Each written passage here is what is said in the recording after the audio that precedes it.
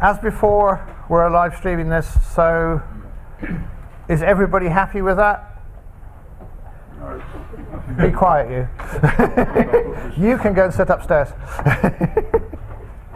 Okay, so I'm going to start off with the first question, which is one we pre-decided on, which is, where do you think the gaps are in the mathematical and statistical tools we have to deal with decision making in the face of uncertainty? Shall I start with you, Henry? You're referring to landscapes or... Well, landscapes, but either in landscapes or more generally. Well, the following thing happened. We put in for a grant called Taming Uncertainty to some research council, which we didn't get, unfortunately. But I tell you what was in the grant, what the idea was. When you get to your hierarchy of uncertainty, whatever that is, or night at the top and base at the bottom, or whatever, then there'll be certain levels. I think one of the other speakers had these levels. So the point is to determine which methodologies are to be used at which levels of uncertainty. That was our idea. So you can't optimize unless you have a mathematical model. So quick answer is to try and match the methodologies you need to the level of uncertainty. Okay, that's good.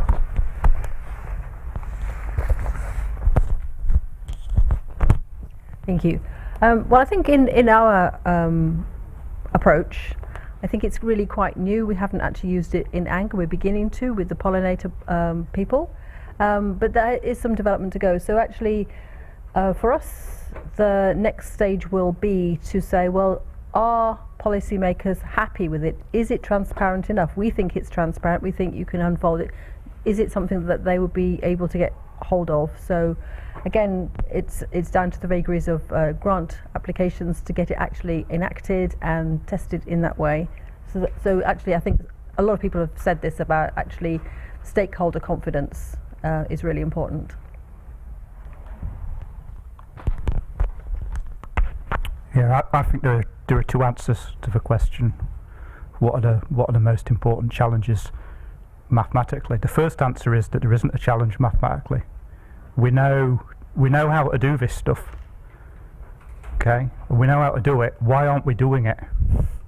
That's the challenge. So it's a scientific and funding cultural change, and sorting out the interaction with the decision makers. And I would argue that's the priority. Now, of course, if we were doing it, we could do it better, and there would be mathematical challenges. Yeah, but the first thing is, look across RC UK. How many decision theoretic models have been funded in the last 5 years? So that would be my answer. Okay, thanks very much. So now I'm going to throw out questions. So a long time ago before lunch, there were 3 talks which you might want to ask questions on, or you might want to ask questions more generally on what we're talking about. Pona. Hi, Ono Boko from Leeds. Well, Henry already knows this question is coming, we can discuss it.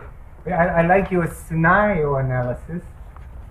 I've had situations where scenario thinking wasn't really desirable, it seemed, because decision makers had already focused on pre-decided on a preferred scenario. That makes it very hard, which in some sense then jumps to my theme, because I was very interested to hear, with the assumption is that there is no combat situation. Well, as you can hear, there was here clearly a combat situation. Now, in some sense, you answered that, because at the end you came with checking the experts via anonymized, right, questions to see whether they were honest, right? I mean, consciously honest or subconsciously honest. But could you comment on that? Because that actually, I think, in practice, might model decision making much more than you think. To my surprise, I was baffled actually about it. Still am. Thank you. Yes, that's a very good question. I remember sitting in the common room talking to another colleague who also works with Dephron pollinators, and he said, the trouble is, I asked them how far does the bees fly for their forage, and that was a half-hour conversation, and there was no consensus at the end. So one of the things you can do, if it's the experts who are giving the probabilities that are at variance, is you can actually do the usual thing, do the sensitivity analysis, assume that the most extreme expert on one end is correct, and then the other end, and then how does that change the decision? Does it change the decision in the end? So how much effect does it have? And then at least you can be transparent about it. If you're talking about conflict within the decision makers, so you've got a panel of decision makers who don't all want to do the same thing or want to do the best thing, but have sort of pet theories and things like that, I think that our approach will fail, because that's one of the key assumptions. What you could do is make a decision support for one side or the other, where there was consensus amongst the policymakers about what they wanted to do. That's why in the beginning of today I pushed myself forward as a citizen, because in some of the processes I don't think the citizens are really helped. Because I'm a citizen and a scientist by accident, but as we all are. Yeah. Well, I mean, the question, who is an expert, is a very interesting one, because Mark Bergman, who is partly responsible for the IDEA protocol, loves to tell this story.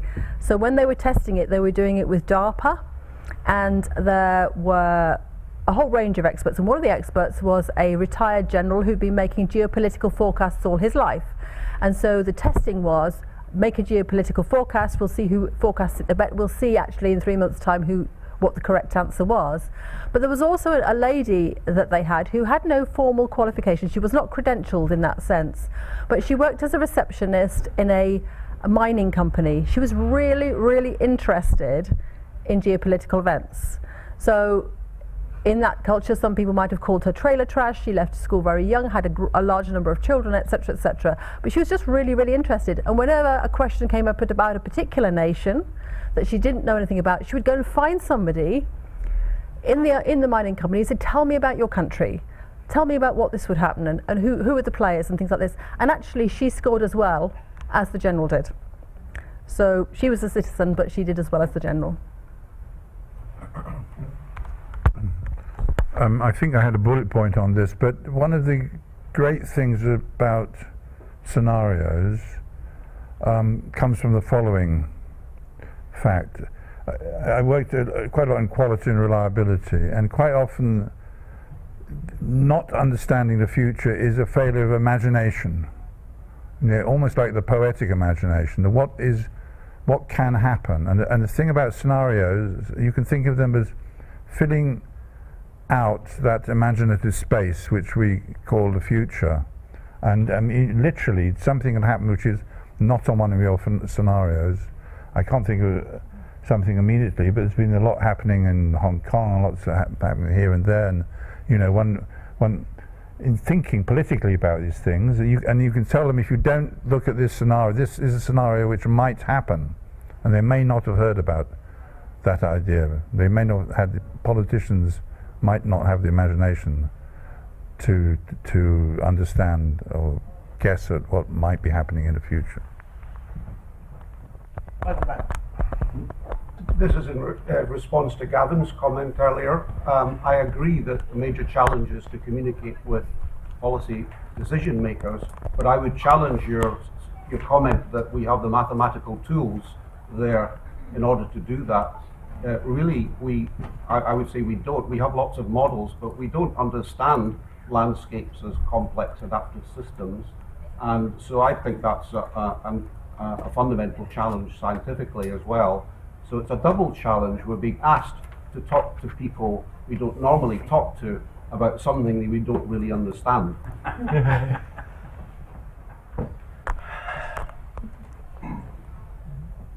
Yeah, I couldn't argue with that. What I meant when I said that we know what to do is we have the apparatus, we have the components are known. You know, the software has advanced so much that we can actually fit reasonably complex models now that converge. that was really what I was going at. I was saying it's time to stop talking about it and start doing it. That's to challenge that. Yeah. Okay. We'll agree to disagree. In the middle? No agreeing to disagree. Adam Kleczkowski. I had a question to Henry, but I think it applies to all the panel. It's about cost-benefit analysis and incommensurability. So we use QALYs and valuation probably out of desperation, because if we want to do something mathematical, we need to quantify. So, I mean, you obviously, and I agree with that, criticized the valuation. So I was just wondering what alternatives you could suggest. It's okay. Mathematicians like myself want to quantify economic and human behavior. So the need to do that sort of analysis, and I have to say the Dutch Minister of Health is rather sceptical about the last time I heard him. And the point is, you remember that the idea of outsourcing your risk. You know, if you have this is by analogy. If you have a long supply chain, the fact you're outsourcing it is outsourcing the risk. Okay, well, the use of qualities comes from the scarcity. You are being asked to use qualities because moral decisions are being made at a political level, and the ethics is being outsourced to the local health commissioners, who will decide whether you get things. So, I mean, there's nothing inherently wrong. It's just what the baseline, the reason. It's a kind of cheap way of dealing with scarcities, which are, you know, the moral. I don't want to be too political, but the moral decisions are whether to put more money into health or whether to tax the rich. So what you find at the easy mathematical level is something which is foisted upon you by other people in rooms in Whitehall who you know. So that's my main point. And there's nothing wrong with the mathematics in particular, but except the incommensurability problem.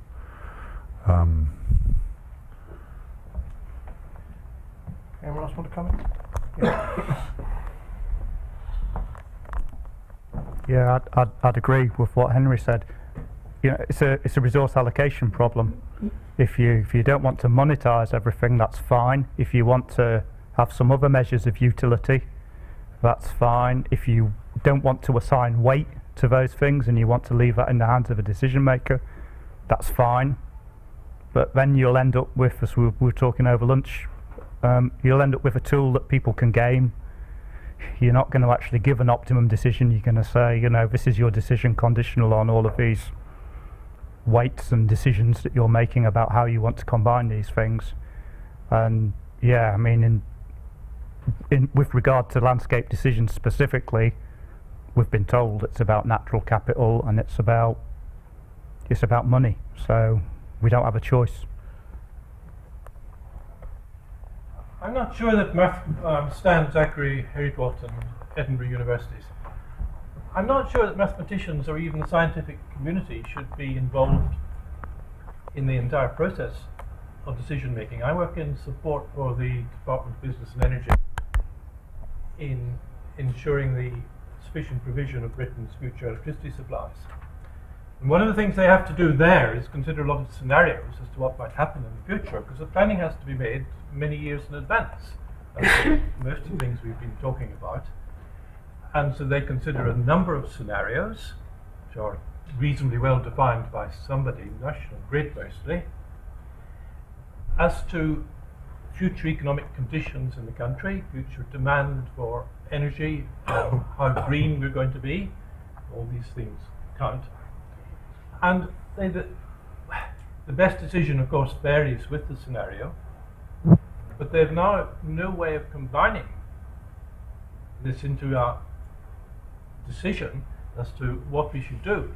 They do not wish to put probabilities on scenarios, partly for very good reasons, because a lot of these things are political decisions.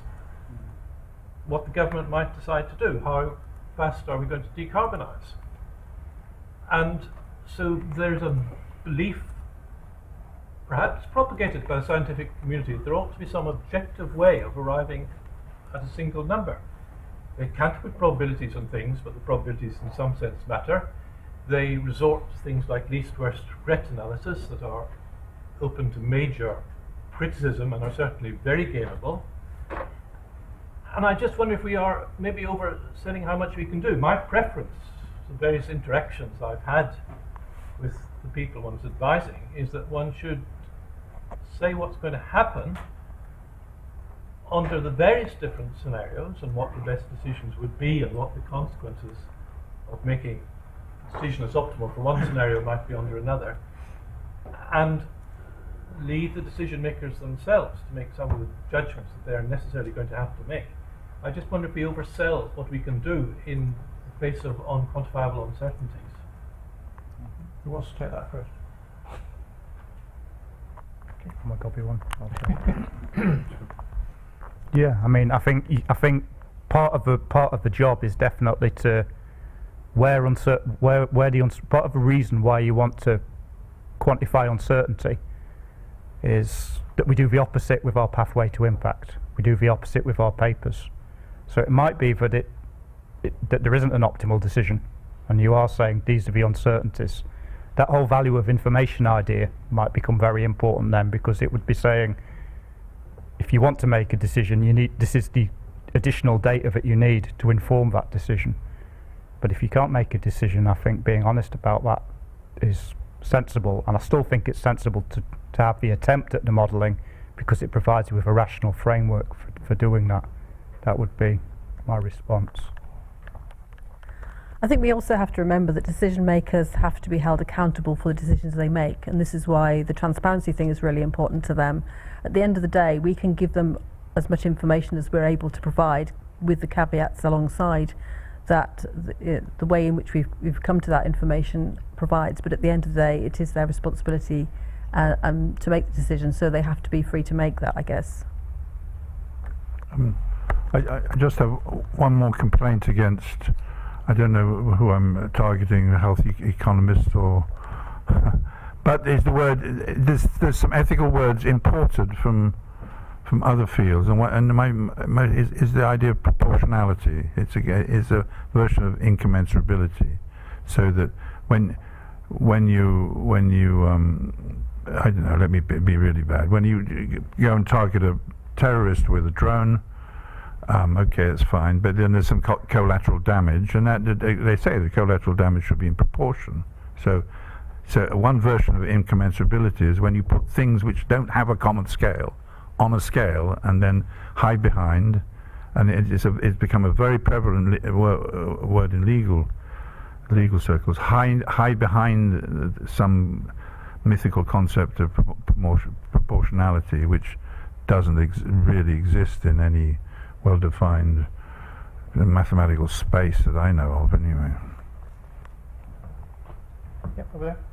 Just one point to make. I think that when we propose the models and we talk about the transparency in all those aspects, there is an also important thing that we talk about the reliability of the model as well.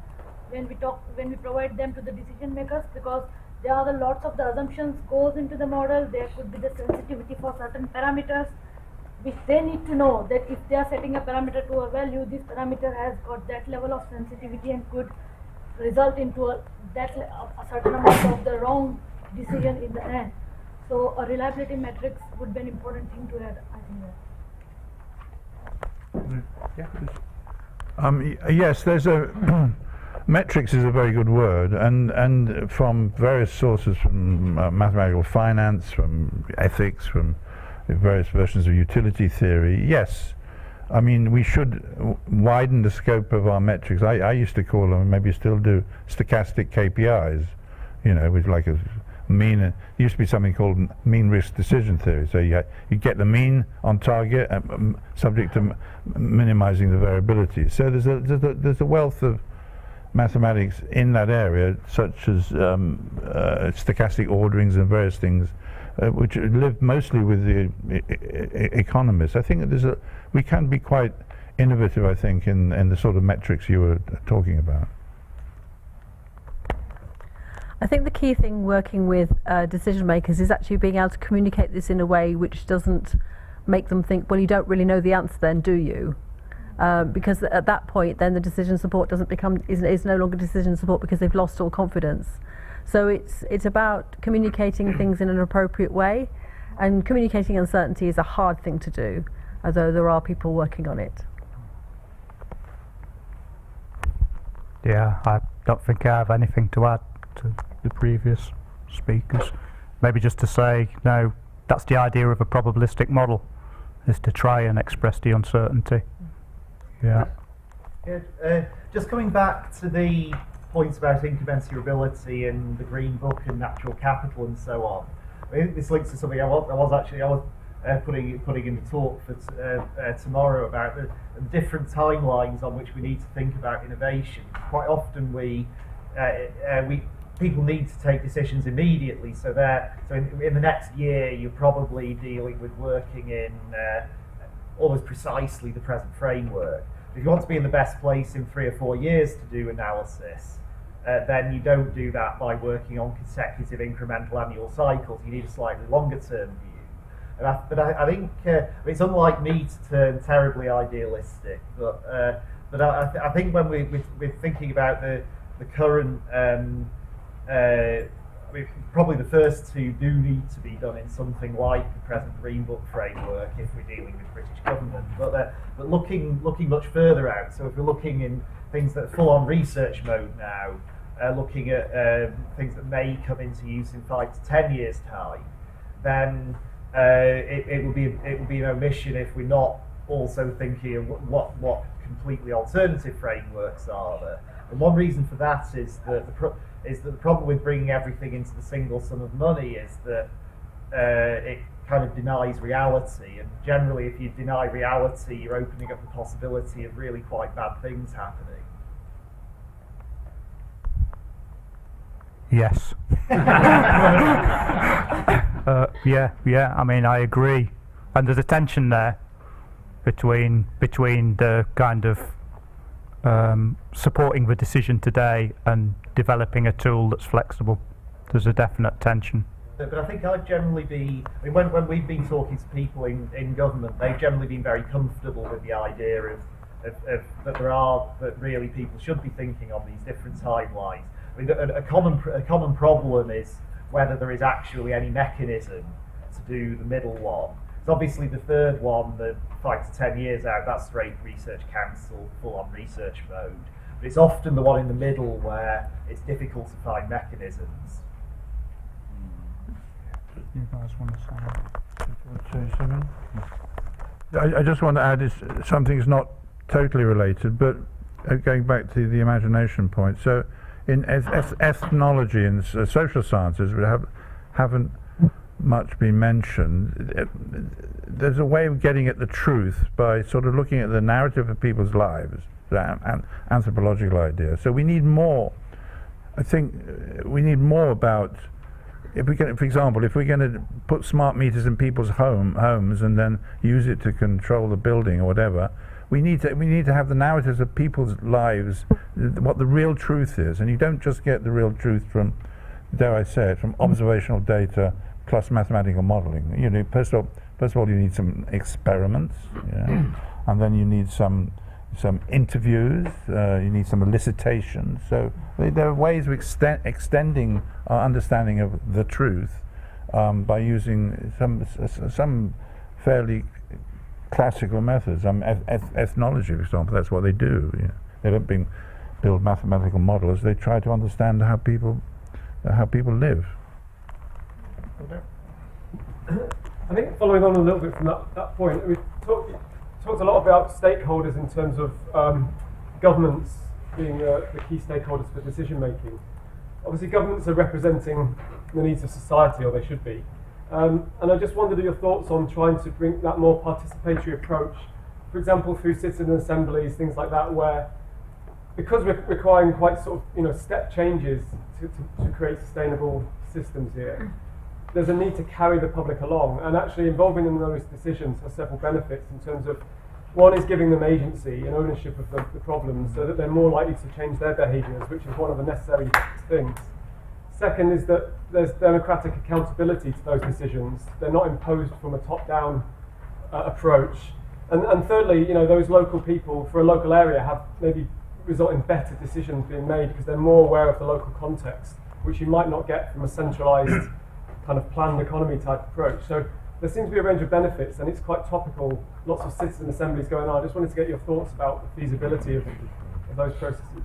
That's a fantastic question. I agree with everything. So there's deliberative democracy, the Stanford method, and participatory democracy, and there are this sort of hierarchy. So in some things you have a statutory right to be consulted, for planning, for example. So there is a bundle of activity there related to local participation. And for example, the Islington, the obelisk down the city road, that. With the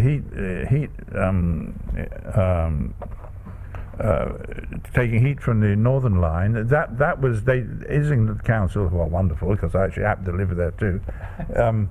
They took it out into schools. They got the schools to make videos of it, and they get acceptability, and they had regular meetings, and they tried to involve the local community. So I agree with everything you say. Yeah, I think as well, I would second that. So when working particularly in poverty-related areas, there is a saying that nothing about me without me is for me. So actually the policy designs should be taking into account those people who are what we call experts by experience. So if you're thinking about food insecurity, we're thinking, well, we're going to be engaging with people who are using the food banks and hearing their stories and hearing what they think is broken in the system to design policies which are going to help them. And again, like you say, they'll have something on board.